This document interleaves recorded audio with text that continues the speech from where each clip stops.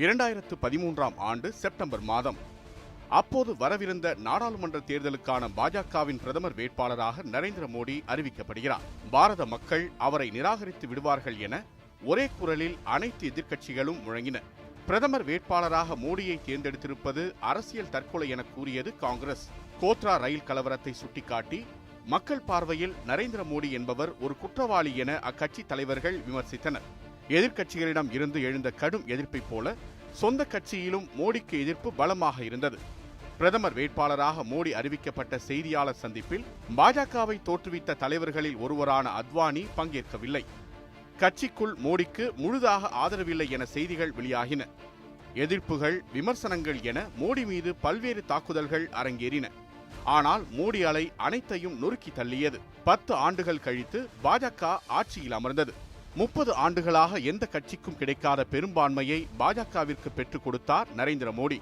அந்த சாதனையை தற்போது நடந்து முடிந்த தேர்தலில் முறியடித்து மீண்டும் வெற்றி வாகை சூடியுள்ளார் நரேந்திர தாமோதர் தாஸ் மோடி. கிட்டத்தட்ட 17 ஆண்டு காலமாக தேர்தல் அரசியலில் ஈடுபட்டுள்ள மோடி ஒருமுறை கூட தோற்றதில்லை. ஒருமுறை கூட ஆட்சி அமைக்கவும் தவறியதில்லை. காந்தி, பட்டேல் என தேசிய தலைவர்கள் பிறந்த குஜராத்தில் 1950ஆம் ஆண்டு பிறந்தார் நரேந்திர மோடி. குஜராத்தில் உள்ள வடநகர் என்ற கிராமத்தில் வசித்து வந்த தாமோதர் தாஸ் ஹீராபென் தம்பதிக்கு அவர் 3வது குழந்தை. அவருடன் கூட பிறந்தவர்கள் 5 பேர். விவேகானந்தரின் இயற்பெயரான நரேந்திர என பெயர் சூட்டினர் அவரது பெற்றோர். பின்னாளில் விவேகானந்தரின் கொள்கைகளை கொண்டுதான் அவர் தன் வாழ்வை கட்டமைக்கப் போகிறார் என்பதை அவர்கள் அப்போது உணரவில்லை. வீட்டில் உள்ள ஏழ்மையை அறிந்த மோடி சிறு வயதிலேயே தந்தையின் டீக்கடையில் பணியாற்றத் தொடங்கினார். டீக்கடையில் பணியாற்றினாலும் படிப்பில் கவனம் சிதறாமல் பார்த்து கொண்டார் அவரது தந்தை. ரயில்வே நிலையம் அருகே இருந்த டீக்கடையில் அப்பகுதியை கடந்து செல்லும் சாதுக்கள் டீ அருந்துவது வாடிக்கை. அப்போது அவர்களுடன் மோடிக்கு ஏற்பட்ட பழக்கத்தை அடுத்து ஆன்மீகம், இந்து மதம் போன்றவற்றில் அவருக்கு இருந்த ஈடுபாட்டை அதிகரிக்கச் செய்தது. மேலும் விவேகானந்தர் குறித்த புத்தகங்களை தேடி தேடி படிக்கத் தொடங்கினார். ஒரு குட்டி விவேகானந்தர் நூலகத்தை வீட்டில் உருவாக்கியிருந்தார். காந்தி படுகொலை செய்யப்பட்ட போது RSS இயக்கத்தின் மீது தடை விதிக்கப்பட்டிருந்தது. பின்னர் அந்த தடை நீக்கப்பட்டதும் RSS இயக்கத்தின் கொள்கைகள் மிக வீரியமாக பரப்பப்பட்டது. அப்போது குஜராத்தில் RSS கொள்கைகளை பிரகடனப்படுத்த லக்ஷ்மண ராவ் இனாம்தார் என்பவர் நியமிக்கப்பட்டார். அந்த வகையில் மோடியின் வடநகரில் பிரச்சாரம் செய்ய இனாம்தார் வந்தபோது மோடியை சந்திக்கிறார். இந்துத்துவ அடிப்படை கொள்கைகளை அவருக்கு கற்றுத்தருகிறார் இனாம்தார். தன்னுடைய தந்தைக்கு மேல் அவரை பார்க்கத் தொடங்கினார் மோடி. இனாம்தாரை தனது மானசீக குருவாக ஏற்றுக்கொண்டார். பின்னர் குஜராத்தை விட்டு இனாம்தார் பணி காரணமாக செல்ல நேரிட்டது. இருப்பினும் வடநகர் கிராமத்தில் இருந்த RSS உறுப்பினரை மோடியின் வீட்டுக்கே சென்று அவரை தினமும் பார்ப்பதை உறுதி செய்தார். மோடியின் இளம் மனதில் RSS கொள்கைகளையும் நாட்டுப்பற்றையும் விதைத்தார். 10 வயது கூட நிரம்பாத மோடி RSS இயக்கத்தில் தன்னை இணைத்துக் கொண்டார். இந்நிலையில் 1962இல் இந்தியாவுக்கும் சீனாவுக்கும் இடையே போர் வெடிக்கிறது. இனாம்தார் ஊட்டிய தேசப்பற்று நாட்டுக்கு ஏதாவது செய்ய வேண்டும் என்று 12 வயதான மோடியை தூண்டுகிறது. தனது நண்பர்களின் உதவியுடன் சிறிய தொகை ஒன்றை சேர்த்து ராணுவ நிதிக்கு அனுப்பி வைத்தார். அப்போது ராணுவ வீரர்களுக்கு உணவுப் பொருட்கள், மருத்துவ உதவிகள் செய்ததில் RSS பெரும் பங்கு வகித்தது. அதுவரை RSS அமைப்பின் மீது வெறுப்பில் இருந்த பிரதமர் நேரு 1963ஆம் ஆண்டு சுதந்திர தின விழாவிற்கு அந்த அமைப்புக்கு அழைப்பு விடுக்கிறார். மக்களுக்காக சேவை செய்த RSS அமைப்பின் செல்வாக்கு அதிகரித்தது. அந்த அமைப்பில் இருப்பது மோடிக்கு பெருமையும் மகிழ்ச்சியும் கொடுத்தது. பின்னர் 1965இல் இந்தியா பாகிஸ்தான் இடையேயான போர் மூண்டபோது காஷ்மீர் உட்பட வடமேற்கு குஜராத்தில் உள்ள இந்திய எல்லையிலும் போர் நடந்தது. அப்போது எல்லைக்கு செல்லும் ராணுவ வீரர்களை ஏந்திச் சென்ற ரயில் மோடியின் சொந்த ஊரான வடநகர் வழியாகத்தான் சென்றது. அதில் சென்ற வீரர்களுக்கு டீ கொடுத்ததை தனது வாழ்நாளில் செய்த மிகப்பெரிய காரியமாக பார்த்தார் 15 வயதான மோடி. ராணுவ வீரர்களுடன் ஏற்பட்ட நெருக்கத்தால் மோடியின் தேசப்பற்று மேலும் அதிகரித்தது. நாட்டுக்காக உண்மையாக பணியாற்றும் ராணுவ வீரராக வேண்டும் என்ற ஆசை ஒட்டிக்கொள்கிறது. ஆனால் வீட்டில் ராணுவத்தில் சேருவதற்கு கடுமையான எதிர்ப்பு கிளம்புகிறது. இதனால் குடும்பத்தார் மீது ஒருவித வெறுப்புடன் வளர்கிறார் மோடி. இந்நிலையில் மோடியின் விருப்பத்தை கேட்காமல் அப்பகுதியில் வசிக்கும் யசோதா பென் என்ற சிறுமியுடன் பாலிய விவாகம் செய்து வைக்கின்றனர் அவரது குடும்பத்தார்.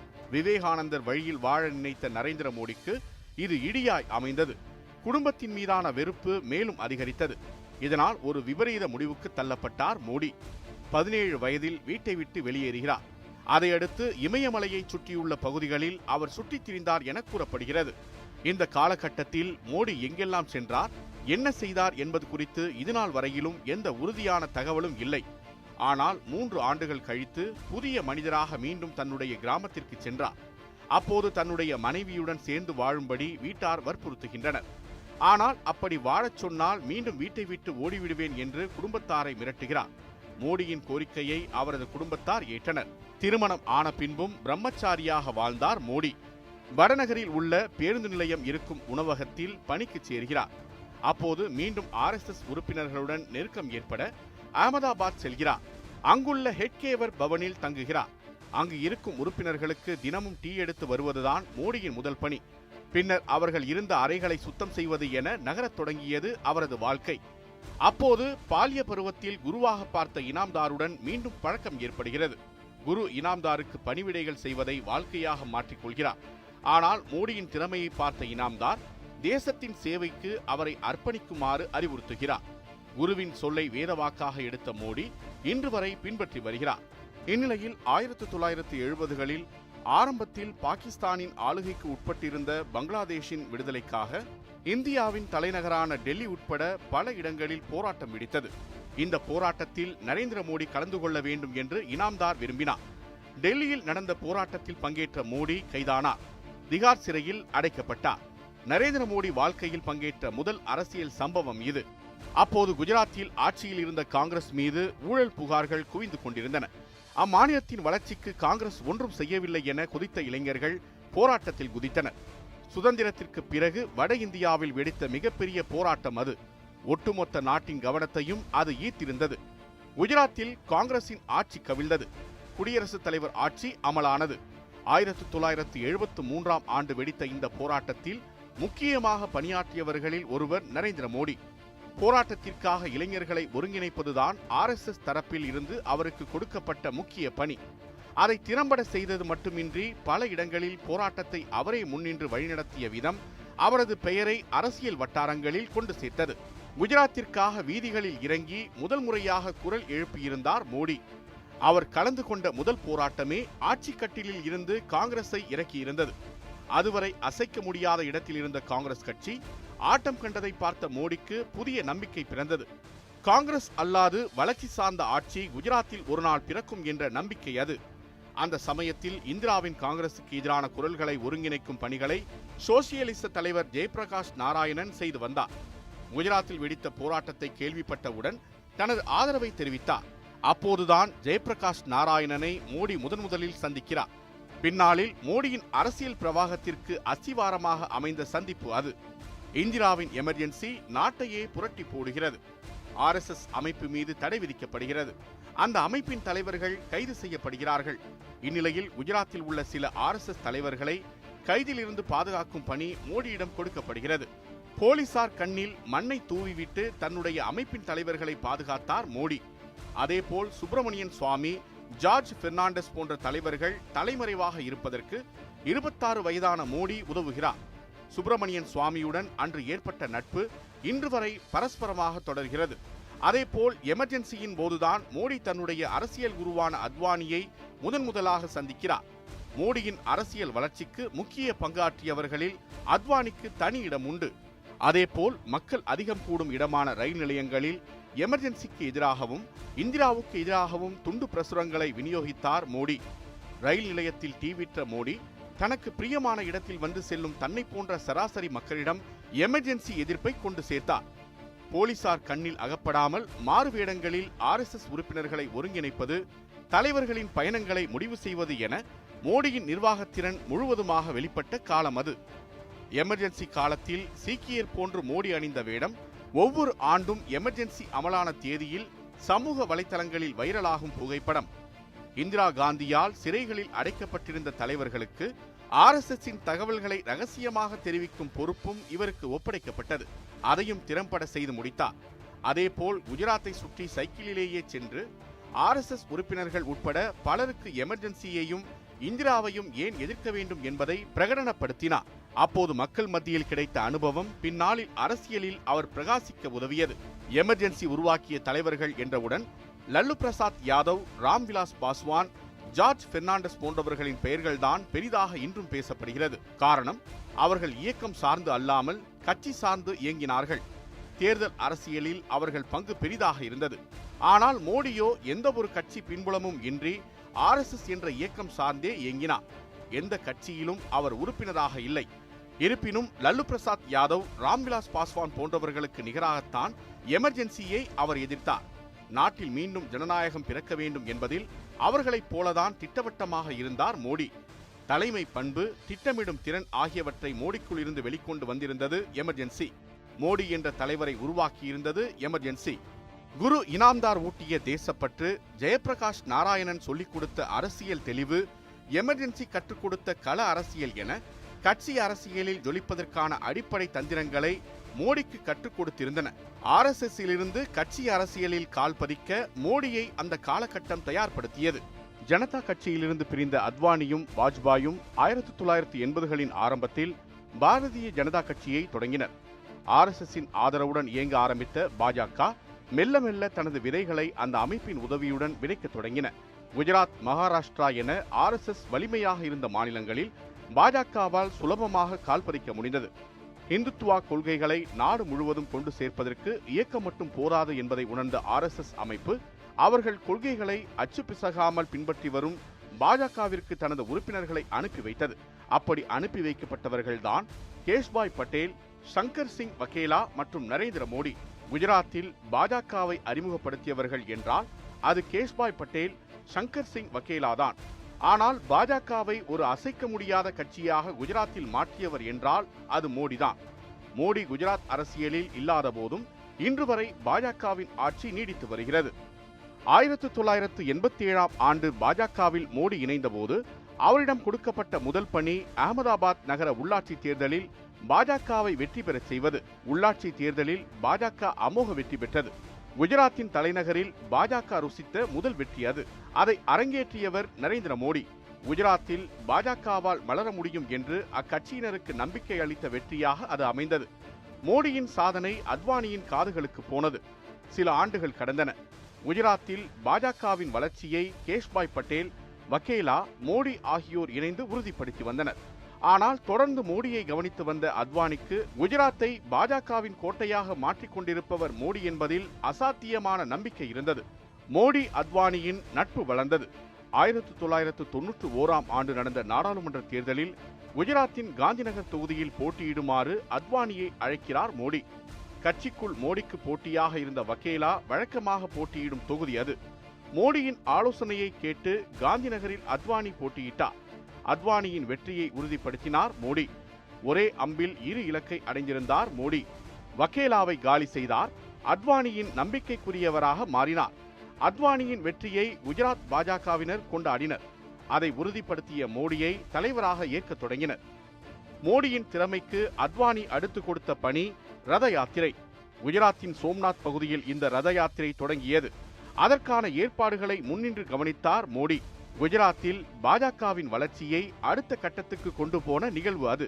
அன்று அத்வானி தொடங்கிய ரத யாத்திரை குஜராத் மட்டுமல்லாது இந்திய அரசியலை புரட்டி போட்டது. அதுவரை குஜராத் பாஜகவின் உறுப்பினராகவே அடையாளம் காணப்பட்ட மோடி பாஜகவின் தேசிய முகங்களில் ஒன்றாக மாறத் தொடங்கிய தருணம் அது. ரத யாத்திரை ஏற்படுத்திய தாக்கத்தினால் 1995ஆம் ஆண்டு முதன்முறையாக குஜராத்தில் ஆட்சியை அமைத்தது பாஜக. கேஷுபாய் பட்டேல் முதலமைச்சரானார். மோடியை குஜராத் பாஜகவின் பொதுச் செயலாளராக்கினார் அத்வானி. மோடியின் வளர்ச்சியில் தனிப்பட்ட அக்கறை காட்டினார் அத்வானி. மோடியின் செல்வாக்கு கட்சி தொண்டர்கள் தாண்டி மக்கள் மத்தியில் வளரத் தொடங்கியது. காரணம், முதல்வர் பதவியில் கேஷுபாய் பட்டேல் இருந்தாலும் அவரை தாண்டி குஜராத்தின் நிர்வாகத்தை இயக்கியவர் மோடி என்ற பெயர் மக்கள் மத்தியில் பரவலாக இருந்தது. சூப்பர் சிஎம் மோடி என அவருக்கு பெயர் சூட்டப்பட்டது. ஆனால் அது நீடிக்கவில்லை. குஜராத்தில் இரு தலைமை இருப்பது பாஜகவிற்கு பின்னடைவாக பார்க்கப்பட்டது. மோடியை குஜராத்தில் இருக்கும் அசாம் பாஜகவை நிர்வகிக்க அனுப்ப திட்டமிடப்பட்டது. ஆனால் அதற்கு அத்வானி ஒத்துக்கொள்ளவில்லை. மோடி போன்ற திறமையை வீணடிக்க விரும்பவில்லை என கூறிய அவர் பஞ்சாப், ஹிமாச்சல், ஹரியானா ஆகிய மாநிலங்களில் பாஜகவை வளர்ப்பதற்கான பொறுப்பை கொடுத்தார். கொடுத்த பணிகளை வழக்கம் போல் திறம்பட கவனித்தார் மோடி. அதுநாள் வரையில் மாநில தலைவராக இருந்த மோடியின் அந்தஸ்து தேசிய தலைவராக மாறியது. தேசிய அரசியலில் சாதிப்பதற்கான நுணுக்கங்களை கூர்மைப்படுத்திக் கொண்டார் மோடி. பாஜகவின் தேசிய நிர்வாக செயலாளராக நியமிக்கப்பட்டார். இனிமேல் தனக்கு தேசிய அரசியல்தான் என்று தயாராகி கொண்டிருந்த போது குஜராத்தில் கேசுபாய் தலைமையிலான ஆட்சி நெருக்கடிக்கு உள்ளானது. குஜராத்தின் கட்ச், பூச் பகுதிகளில் ஏற்பட்ட நிலநடுக்கத்தில் 12,000க்கும் மேலானோர் உயிரிழந்தனர். நிவாரணப் பணிகளை பாஜக அரசு சரிவர செய்யவில்லை என குற்றச்சாட்டு எழுந்தது. இதைத் தொடர்ந்து நடந்த உள்ளாட்சி தேர்தலில் பாஜகவிற்கு படுதோல்வி. கேசுபாயின் தலைமை மீது சந்தேகம் எழுந்தது. விஷயம் அத்வானியின் பார்வைக்கு போனது. குஜராத்தில் பாஜகவை காப்பாற்ற வேண்டுமென்றால் அது மோடியால் மட்டுமே முடியும் என நம்பினார். குஜராத்தின் முதல்வராக இருந்த கேசுபாய் பட்டேலை பதவி விலக செய்தது பாஜக. அதுவரை தேர்தலில் ஒரு முறை கூட போட்டியிடாத மோடியை முதல்வராக்கியது பாஜக. தனது சிஷ்யனுக்கு குஜராத்தின் மகுடத்தை சூடினார் அத்வானி. அப்போது மோடிக்கு இன்னொரு பாஜக ஆளுமையும் ஆதரவு கரம் நீட்டினார். குஜராத்தில் முதலமைச்சராக பதவியேற்கவும் என்று மோடியிடம் அதிகாரப்பூர்வமாக கூறிய முதல் நபர் அப்போதைய பிரதமர் வாஜ்பாய். மோடி ஆட்சிக்கு வந்து ஓராண்டு முடிவதற்குள் கோத்ரா ரயில் கலவரம் அரங்கேறியது. தவறான காரணங்களுக்காக மோடியின் பெயர் இந்தியா முழுவதும் தெரிய வருகிறது. அதுநாள் வரையில் மோடி கோட்டை கட்டி வைத்திருந்த பிம்பம் உடைய தொடங்கியது. மோடியை பதவி விலகக் கோரி எதிர்க்கட்சியினர், சொந்த கட்சியினர் என அனைவரும் கூட்டாக குரல் எழுப்பினர். அப்போது பிரதமராக இருந்த வாஜ்பாய்க்கு அது பெரிய தலைவலியாக அமைந்தது. மோடி பதவி விலக வேண்டும் என்பதுதான் அவரது முடிவு. ஆனால் அதற்கு அத்வானி ஒத்துக்கொள்ளவில்லை. இரண்டாவது முறையாக மோடியை காப்பாற்றினார் அத்வானி. கோத்ரா கலவரத்தால் தேசிய அளவில் பாஜக மீது மோசமான பார்வை உருவானாலும் குஜராத்தில் பாஜகவிற்கான செல்வாக்கில் பெரிய மாற்றம் ஏற்படவில்லை. 2002ஆம் ஆண்டு நடந்த சட்டமன்ற தேர்தலில் பாஜக வெற்றி பெற்று மீண்டும் ஆட்சி அமைத்தது. ஆனால் மோடியின் மீதான தாக்குதல்கள் குறையவில்லை. குஜராத் மாநிலமே கலவர பூமி என்ற பிம்பம் கட்டமைக்கப்பட்டது. அதை களைவதற்கு ஒரே வழி வளர்ச்சி. அதை தேர்ந்தெடுத்து அதற்கான பாதையை வகுக்க ஆரம்பித்தார் மோடி. ஊழலை குறைத்தார், தொழில் தொடங்குவதற்கு ஏதுவான திட்டங்களை வகுத்தார். இதனையடுத்து தொழிலதிபர்கள் குஜராத்தை நோக்கி படையெடுக்க தொடங்கினர். குஜராத் எக்ஸ்பிரஸ் வேகத்தில் வளர்ச்சியடைய தொடங்கியது. பொதுமக்களிடம் அரசு அலுவலர்கள் எப்படி நடந்து கொள்ள வேண்டும் என்பதற்காக கர்மயோகி என்ற திட்டத்தை வகுத்தார். மக்களின் தலைவனாக தன்னை மாற்றிக்கொண்டார். வைப்ரண்ட் குஜராத் திட்டத்தின் மூலம் முதலீட்டாளர்களை குஜராத்தை நோக்கி பார்க்க வைத்தார். கிட்டத்தட்ட 18,000 கிராமங்களுக்கு தடையின்றி மின்சார வசதி கிடைக்க ஏற்பாடு செய்தார். ஆட்சியில் பொறுப்பேற்ற போது மின் பற்றாக்குறை மாநிலமாக இருந்த குஜராத்தை மின்மிகை மாநிலமாக மாற்றினார். விமர்சனங்களை தவிடுபொடியாக்கியது குஜராத்தின் வளர்ச்சி. கோத்ரா கலவரத்தால் அதுவரை அவரை ஓரங்கட்டிய பாஜகவினர் வளர்ச்சி நாயகன் மோடி என புகழ்ந்து தள்ளினர். இருப்பினும் வளர்ச்சி என்ற பெயரில் கார்ப்பரேட்டுகளுக்கு ஏற்ற விதத்தில் செயல்படுகிறார் மோடி என்ற விமர்சனம் எழுந்தது. இந்தியாவில் உள்ள அனைத்து மாநிலங்களிலும் கார்ப்பரேட் நிறுவனங்கள் உள்ளன. இந்தியாவின் பொருளாதார வளர்ச்சியில் கார்ப்பரேட்டுகள் ஆற்றிய பங்கு தவிர்க்க முடியாதது. மோடி செய்வது தவறு என்றால் ஒட்டுமொத்த இந்தியாவும் செய்து கொண்டிருப்பது தவறா என்று கேள்வி கேட்டனர் மோடி ஆதரவாளர்கள். தொழிலதிபர்களுக்கு ஏற்படுத்தி கொடுத்த வசதியைப் போல் விவசாயிகளுக்கும் அவர்களுக்கு ஏற்ற வசதி வாய்ப்பினை ஏற்படுத்தி கொடுத்தார் மோடி. இந்தியாவின் விவசாய வளர்ச்சி விகிதத்தை விட மோடியின் ஆட்சியின் கீழ் இருந்த குஜராத்தின் வளர்ச்சி விகிதம் அதிகமாக இருந்தது. குறிப்பாக கலவரத்தால் கரைபடிந்த குஜராத்தை சட்டம் ஒழுங்கு முறையாக பின்பற்றும் மாநிலமாக மாற்றினார். குஜராத்தின் வளர்ச்சியால் கோத்ரா கலவரம் ஏற்படுத்திய மோசமான பிம்பத்தை மெல்ல மெல்ல உடைத்தார் மோடி. கோத்ரா, குஜராத் வளர்ச்சி ஆகியவற்றால் வாஜ்பாய், அத்வானிக்கு கூட கிடைக்காத ஒன்று மோடிக்கு கிடைத்திருந்தது. அது நட்சத்திர அந்தஸ்து. மோடிக்கு கிடைத்த அந்த அந்தஸ்து இதுநாள் வரையில் எந்த ஒரு பாஜக தலைவருக்கும் கிடைக்கவில்லை. அனைத்து மக்களிடமும் மோடி என்ற பெயர் எந்த ஒரு தடையுமின்றி போய் சேர்ந்திருந்தது. எதிர்ப்பு, விமர்சனம், ஆதரவு என மோடியின் பெயர் நாடு முழுவதும் தெரிந்திருந்தது. இதை சாதகமாக பயன்படுத்திக் கொண்ட மோடியும் பாஜகவும் 2014ஆம் ஆண்டு நாடாளுமன்ற தேர்தலில் இந்தியாவை கைப்பற்றினர். அனைத்திற்கும் காரணம் மோடி அலை என்பார்கள் அவரது ஆதரவாளர்கள். ஆனால் அதற்கு பின்னால் அது மட்டுமல்ல, நிர்வாகத்திறன், அரசியல் சாதுரியம், இந்தியாவின் முன்னேற்றத்தை முன்னிலைப்படுத்துவதன் மூலம் தேசப்பற்று மிக்க இளைஞர்களிடம் ஈர்ப்பது என மோடியின் திறமைகளை அடுக்கிக் கொண்டே போகலாம். ரயில் நிலையத்தில் டீ விற்ற சிறுவன் இந்தியாவின் பிரதமர் என்ற பிம்பம் மேலும் மோடியின் செல்வாக்கை பன்மடங்கு அதிகரித்தது. ஒரு RSS உறுப்பினராக தொடங்கிய மோடியின் அரசியல் பயணம் இன்று உச்சக்கட்டத்தில் பயணித்துக் கொண்டிருக்கிறது. கோத்ரா கலவரத்தின் போது மோடியின் பெயர் வெளிநாடுகளிலும் கடுமையான விமர்சனத்துக்குள்ளானது. குறிப்பாக அமெரிக்கா அவருக்கு விசா வழங்க மறுத்தது. ஆனால் பிரதமராக பதவியேற்ற பிறகு அமெரிக்காவின் வெள்ளை மாளிகையில் ராஜ மரியாதையுடன் வலம் வந்தார் மோடி. வெளிநாடுகளில் வாழும் இந்தியர்கள் அவரை ராக்ஸ்டார் போல் உற்சாகமாக வரவேற்கின்றனர். மோடியை போன்ற பிரதமரை அவர்கள் பார்த்ததில்லை. இதுநாள் வரையில் தனது வளர்ச்சியின் மூலம் எதிரிகளின் வாயடைக்க வைத்துள்ளார். 2014ஆம் ஆண்டு நடைபெற்ற தேர்தலின் போது கிளம்பிய எதிர்ப்புகள் தன்னை எந்த விதத்திலும் சீண்டாமல் அரியணை ஏறினார். மக்கள் அவரை எந்தவித தயக்கமும் இன்றி தற்போது மீண்டும் ஏற்றுக்கொண்டனர். ஆட்சியில் இருக்கும் கட்சிகள் மீது எப்போதுமே விமர்சனங்கள் அடுக்கப்படும். இதை சமாளித்து தேர்தலில் வெற்றி பெறுவதில்தான் அந்த கட்சி மற்றும் அதன் தலைவரின் திறமை இருக்கிறது. பாஜக மோடி என்றவுடன் இந்துத்துவா அடிப்படைவாதம் என மாநில கட்சிகள் குற்றச்சாட்டை முன்வைத்து அவர்கள் நாட்டுக்கு ஒவ்வாதவர்கள் என விமர்சிக்கின்றனர். ஆனால் இதுநாள் வரையில் மோடி நேரடியாக போட்டியிட்ட ஒரு தேர்தலில் கூட மக்கள் அவரை தோற்கடிக்கவில்லை. இதுநாள் வரையில் பலரது பார்வையில் பாஜகவும் மோடியும் இந்தியாவிற்கு ஒவ்வாதவர்கள் என்றிருந்த எதிர்க்கட்சிகளின் விமர்சனம் வழக்கொழிந்து விட்டது என்பதை இந்த வெற்றி உறுதி செய்துவிட்டது.